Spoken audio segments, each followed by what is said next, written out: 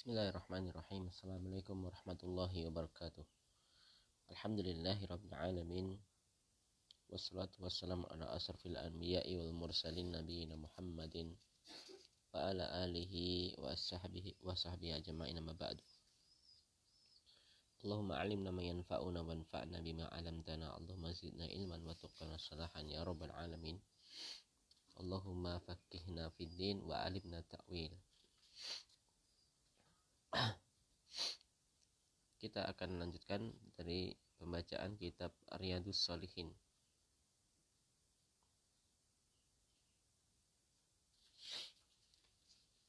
Hadis yang ke-100 dari kitab Riyadhus Shalihin dalam bab mujahadah. Kalau dalam bab mujahadah, ini hadis yang ke-6.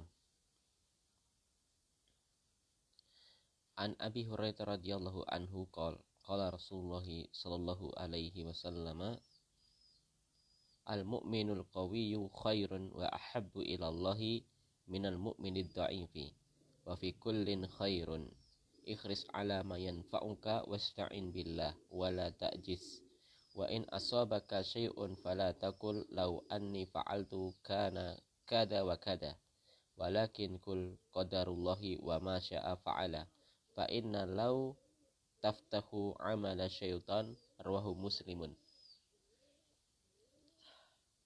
Dari sahabat Abu Hurairah radhiyallahu anhu, beliau pernah berkata, Rasulullah SAW pernah bersabda, seorang mukmin yang kuat itu lebih baik dan lebih Allah cintai daripada orang mukmin yang lemah. Dan dari setiap keduanya ada kebaikan.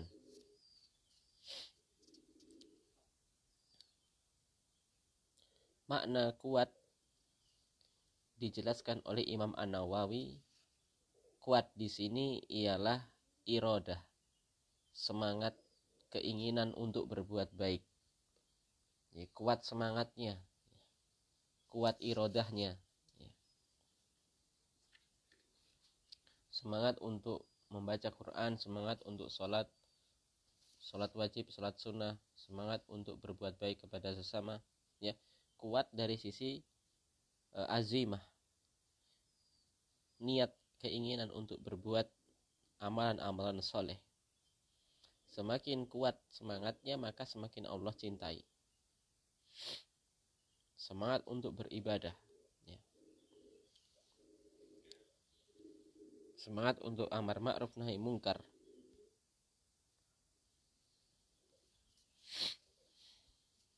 Ini yang dimaksud oleh Imam Nawawi menjelaskan dalam makna kuat. Ini lebih Allah cintai. Dan kita pernah belajar dulu kepada guru kita, makna kuat di sini ialah kuat secara fisik. Jadi seseorang muslim yang kuat fisiknya lebih Allah cintai dengan alasan karena dia akan lebih mudah ketika jihad. Dia pandai memanah, dia pandai berenang, dia kuat ketika bergulat, duel, kuat secara zahir. Ini Allah lebih cintai karena lebih bermanfaat ketika di medan jihad. Ketika jihad memerangi orang-orang kafir atau musuh-musuh Islam secara umum. Dan insya Allah makna keduanya ini tidak saling bertentangan. Maka juga ketika seseorang muslim itu harus memiliki agenda, dia idealnya bisa latihan, latihan memanah, latihan berenang, kita ajarkan kepada anak-anak kita, atau dia latihan untuk olahraga supaya kuat fisiknya, tidak gampang sakit, karena Allah lebih cintai. Jadi diniatkan, ketika seseorang itu berolahraga atau latihan itu, maka ia niatkan agar mencari kecintaan Allah Subhanahu wa ta'ala, karena hadisnya Allah lebih mencintai orang yang lebih kuat.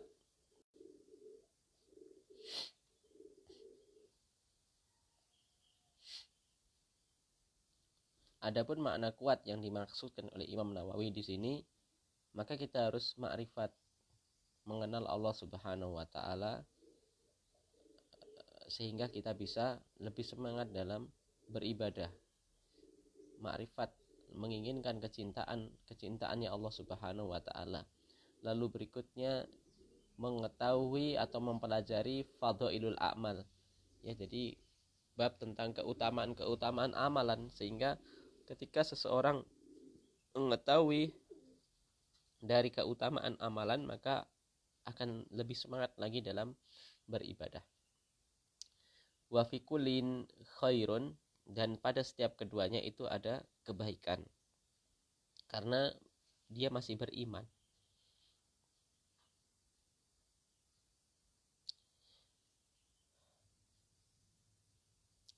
Meskipun kuat, meskipun lemah, dia masih memiliki keimanan, dan keimanan itu lebih baik daripada seseorang yang tidak memiliki iman.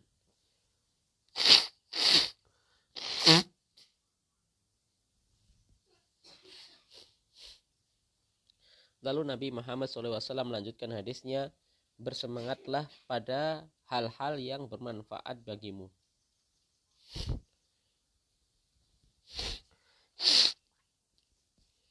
Bermanfaat di sini baik bermanfaat bagi dunia, terlebih-lebih bermanfaat bagi akhirat. Dan hendaknya setiap muslim itu harus melakukan amalan-amalan, kegiatan-kegiatan yang ada asas manfaat. Inilah makna dari zuhud. Seseorang hanya melakukan amalan yang bermanfaat bagi akhiratnya. Ya. Di bawah zuhud ada wara', yakni melakukan atau meninggalkan amalan yang haram, meninggalkan yang haram. Ini makna wara'. Dan setiap muslim melakukan amalan itu harus ada asas manfaatnya. Kalau tidak manfaat ya tidak usah dikerjakan. Ya. Walaupun sekedar manfaatnya itu dari sisi apa? Menghibur hati, karena kadang hati itu apa? Hati itu kadang ada kalau ada bosan, maka seseorang terkadang boleh ya untuk pergi keluar melihat ya, untuk piknik, untuk apa? Sedikit menghibur ya, karena mungkin menghilangkan kepenatan. Ya, tapi dalam batas kadar yang dimaklumi. Nabi Muhammad SAW juga pernah bersabda, min husni islamil mar'i tarkuhu ma la ya'ni. Termasuk ciri tanda kebaikan yang ada pada seorang muslim ialah tatkala ia meninggalkan perkara-perkara yang tidak bermanfaat. Ya, ini sangat cocok dengan hadis yang kita baca ini ya. Bersemangatlah dari hal-hal atas hal-hal yang bermanfaat.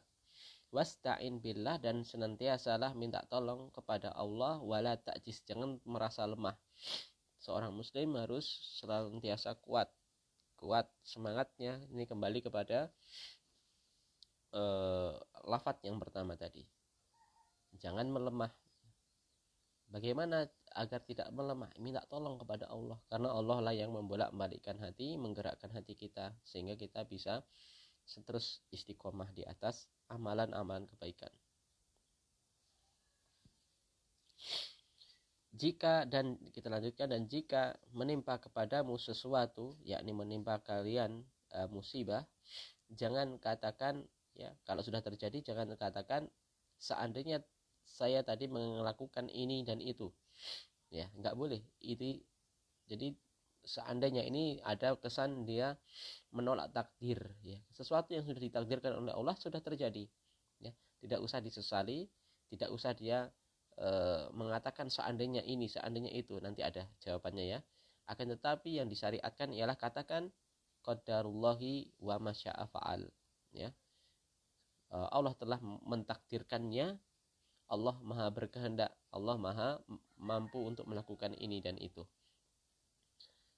Karena jawabannya apa tadi? Tidak boleh mengatakan seandainya, karena mengandai-andai, karena ucapan seandainya itu membuka pintu setan ya. Akan membuka membuka amalan syaitan. Yaftahu amala syaitan. Ya. Perkataan Allah tadi akan membuka amalan syaitan, yakni setan akan masuk ke dalam benak kita, akan melemahkan kita. Ya. Maka tadi disampaikan wala ta'jiz. Ya, wala ta'jiz. Seseorang yang lemah, seseorang yang senantiasa terlalu larut dalam kesedihan, terlalu larut dalam amalan-amalan yang mungkin terlalu larut dalam musibah, terlalu larut dalam kesedihan, ini tidak baik ya. Karena dalam agama kita sesuatu yang kadarnya itu melebihi, maka itu akan tercela. Misal seseorang wanita yang mati ditinggal keluarganya ya. Lalu dia meratap, menangis teriak-teriak sambil menampar-nampar pipi, merobek-robek baju, ini namanya meratap ya. Maka ini diancam ya, diancam akan dikenakan baju dari neraka nanti ya, atau dibangkitkan dalam keadaan terkena penyakit kudis ya, atau kamakal ya, diancam sesuatu yang berlebihan. Maka cukup katakan qadarullah wa masyafa'ala ya. Allah lah yang telah mentakdirkan dan Allah lah maha mampu melakukan.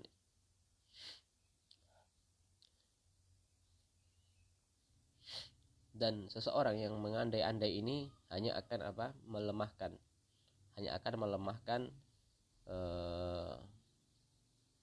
mentalnya, melemahkan mentalnya. Hadis riwayat Muslim.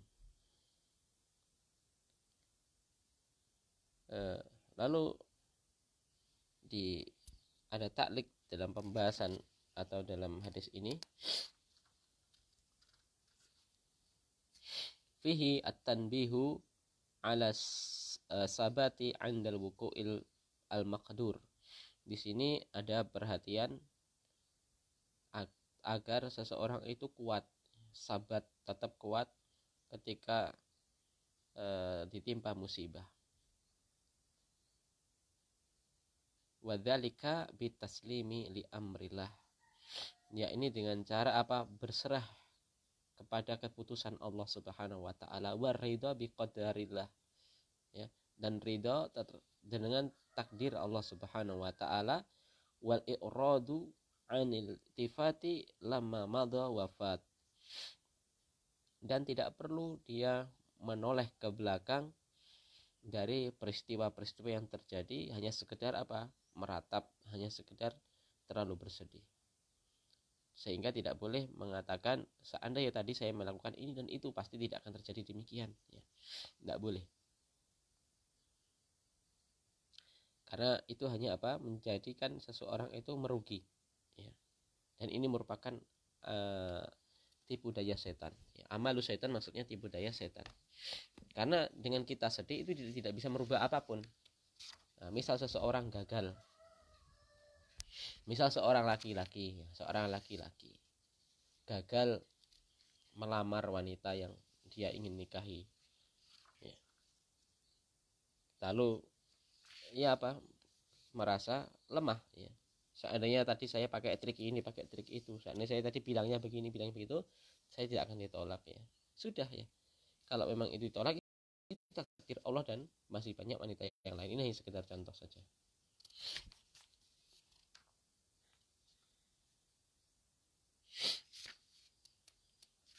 Hadis berikutnya, wa anhu ya, dari Abu Hurairah radhiyallahu anhu, anna Rasulullah sallallahu alaihi wasallam qala hujibatin naru bis syahawat wa hujibatil jannatu bil makarih, muttafaqun alaihi.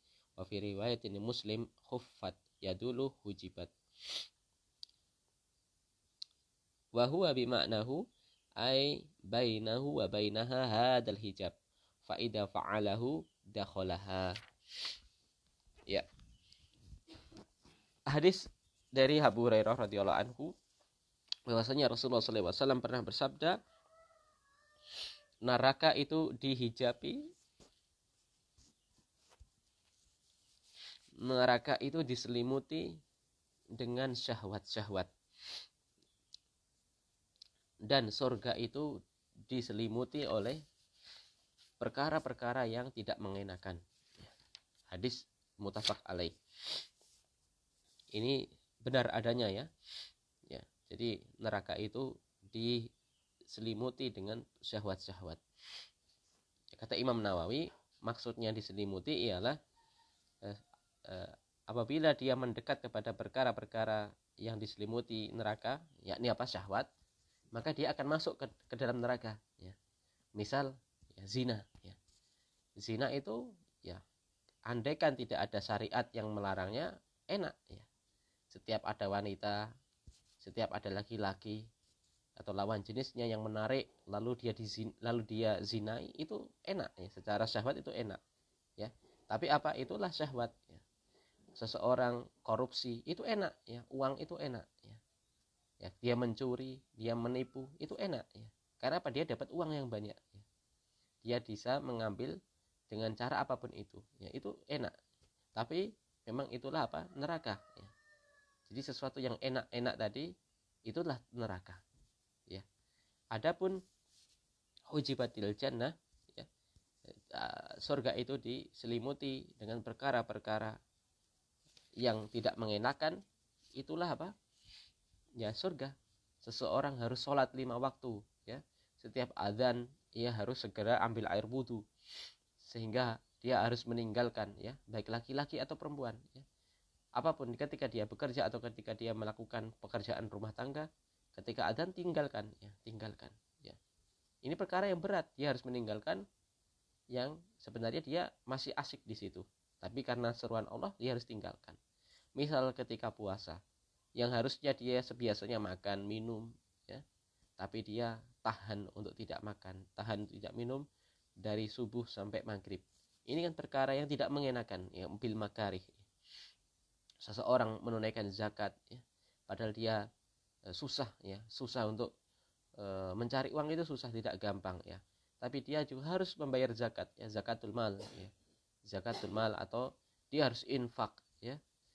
Ini kan sesuatu yang tidak enak, sesuatu yang tidak gampang untuk dilakukan. Tapi tatkala seseorang bisa melakukan hal-hal tadi, hujibatil jannah ya, memang surga itu diselimuti dengan perkara itu. Kata Imam Nawawi, maksudnya diselimuti ialah tatkala ia melakukan perkara-perkara yang diselimuti oleh surga, maka dia bisa menyingkap selimut tadi sehingga dia bisa masuk surga. Itu kata Imam Nawawi memberikan taklik dalam hadis ini. Inilah hadis yang saya rasa sangat singkat, angkat tetapi jawaimul kalim, sangat mencakup segala perkara. Maka sebagai seorang muslim, apabila dia nggak perlu menoleh kepada orang-orang kafir, dia tidak perlu menoleh kepada orang-orang fasik, kepada orang-orang munafik. Karena apa? Karena mereka diberikan fasilitas full ya oleh Allah Subhanahu wa taala. Dia mau makan anjing, mau makan babi, ya dia silahkan ya. Terserah dia ya. Karena itulah neraka ya. Dan seorang muslim harus memperhatikan, tidak sekedar makan ini dan makan itu, dia harus menahan ya. Dalam rangka apa? Dalam rangka agar kita bisa mendapatkan surga dan terhindar dari neraka. Maka sabar. Maka ada hadis yang lain ya, ad-dunya sijnul kafir, ad-dunya sijnul muslim wa jannatul lil kafir ya, atau kama qala. Jadi dunia itu merupakan penjara. Dunia itu merupakan penjara bagi seorang muslim, dan dunia itu merupakan surganya orang-orang kafir.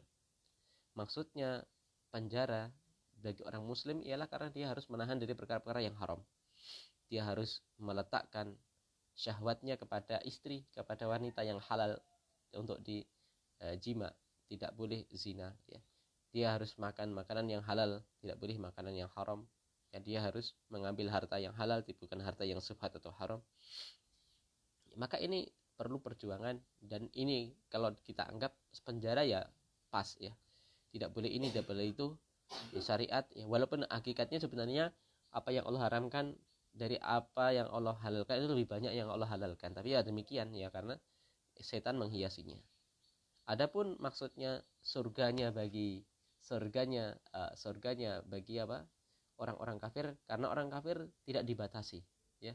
Mereka tidak sholat, ya silahkan, walaupun hakikatnya mereka juga diperintah sholat, ya. Ya hanya saja kalau dia sholat tidak sah karena belum masuk Islam, ya. Mereka ya zina, ya silahkan karena tidak diikat dengan nikah yang syar'i, ya. Juga mereka disilahkan untuk makan makanan yang haram, ya. Akan tetapi silahkan di sini artinya bukan silahkan pembolehan, akan tetapi Allah membiarkan mereka di atas kesesatan, sehingga ketika mereka bisa masuk surga, di dalam istilah di sini ialah surganya dunia, ya. Akan tetapi di akhirat mereka tidak akan mendapatkan apa-apa kecuali neraka, ya. Maka seorang muslim itu sabar ketika masih di dunia. Dunia ini juga tidak lama, ya. Dunia ini hanya sekedar 60-70 tahun, ya. Seseorang sudah dipanggil oleh Allah, ya.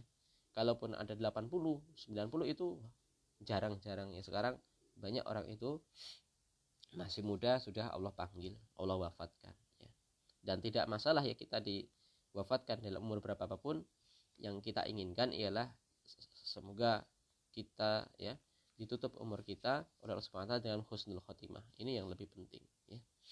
Karena kehidupan kita memang hakikatnya bukan kehidupan dunia, kehidupan kita ialah kehidupan akhirat. Kita baca dari ta'liq yang disampaikan oleh Imam Nawawi, makna la yusalu ilal jannah illa birtikabil makarih, ya. Karena kata Imam Nawawi, yang namanya surga itu harus ditempuh dengan cara-cara yang tidak mengenakan, ya. Dengan cara bentuk perjuangan, ya. Perlu ijtihad, ya. Maka ini sesuai dengan judul bab tadi, bab mujahadah. Karena surga itu dimasuki dengan bersungguh-sungguh dalam ibadah, dalam hal menetapi syariat. Harus sabar di atas perkara-perkara yang memberatkan, ya. Harus dia menahan marah, ya. Harus mampu memberi maaf, harus mampu bersikap lemah lembut, harus ia memberikan sedekah, berbuat baik kepada siapapun, sabar dari menahan syahwat dan yang selainnya, ya. Adapun syahwat yang liar, maka inilah neraka, ya, tempat kembalinya. Dan yang dimaksud zahir dari hadis ini, kata Imam Nawawi, syahwat yang ada dalam hadis ini ialah syahwat al-muharramah. Syahwat yang al-muharramah, syahwat yang diharamkan. Artinya di sana ada syahwat yang halal, syahwat al-mubahah, syahwat yang dibolehkan. Misal syahwat dalam memakan makanan yang halal, ini boleh, ya. Syahwat ketika menjima istri, ini boleh, ya, daripada ia terjatuh kepada menzinai orang yang bukan mahram. Ini tentu dosa yang sangat besar, ya. Maka syahwat dalam hadis ini ialah maksudnya syahwat al-muharramah, semisal meminum khamar, semisal zina, semisal melihat kepada wanita yang bukan mahram, ya.